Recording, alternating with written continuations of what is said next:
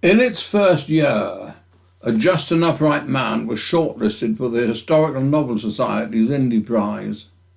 Although it's never hit the #1 spot on Amazon for historical mystery or historical romance, it's always been up there in the ratings. A nice steady seller.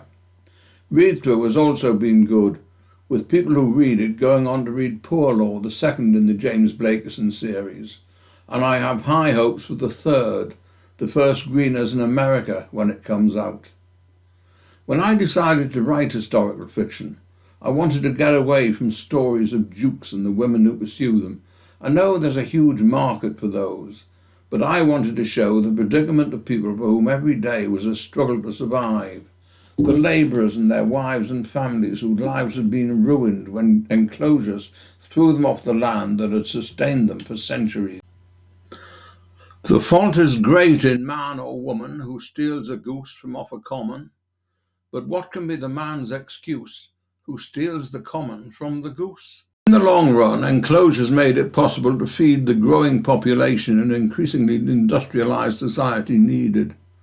But it was a very long run indeed, and the price in human terms was appalling. And as always, it was the poor who paid. As the song says, "It's the same the old world over. It's the poor what gets the blame. It's the rich what gets the pleasure. Ain't it all a bloomin' shame?" Some people have found a story I tell in A Just and Upright Man so unlikely they've asked me whether it's true. Well, it is.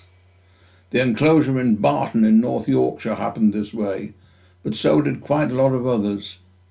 Before enclosures, ordinary people, farm labourers, carters, the poor in general, had rights over common land.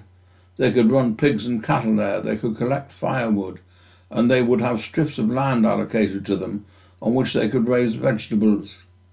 Enclosures put an end to that. They took all the land common to the mass of people and put it into the hands of a few. That's what enclosure means. The land was enclosed, fenced or hedged, and ordinary people were shut off from it. Naturally, there was a lot of disorder, and so government policy said that when labourers and their families were going to lose the common, they had to be given a piece of land. It was their allotment. That's where the word comes from, where they could keep a pig and chickens and raise potatoes and cabbages and whatever else they wanted to grow. But each enclosure was governed by its own individual Act of Parliament, which was drawn up the way people who would be the big landowners wanted it, because they had the money to pay the people who were doing the drafting. And the Barton Act, like quite a lot of others, said it was the little people who had to pay for the fencing. Not just to fence their own allotments, they also had to pay to fence the much larger areas that were going to the local squire and the rector, and if you happened to live in Barton, the Bishop of Durham, who was the largest owner for many miles. And of course, they couldn't afford to do that. So what the rich did was to say, "Well, poor labouring person, never you mind. We'll buy your allotment off you. We'll give you £2 or £3, and then you don't have to worry about fencing because we'll have to do it."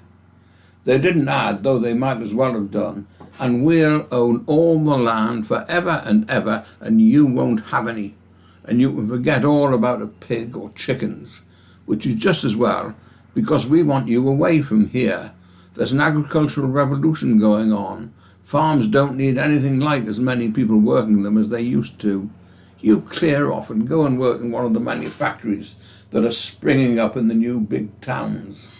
Or you can get a job in a textile mill, or down a coal mine, in which case you may not have to worry very long about how to feed your family, because you'll probably be dead when the roof caves in on you." Enclosures made the world we live in now possible, but the price was desperately high, and it was the poor who paid it. It always is. Funny that. If you want to read the results of my researches, this is the first book in the series. You can get it from Amazon, or you can order it from your bookstore.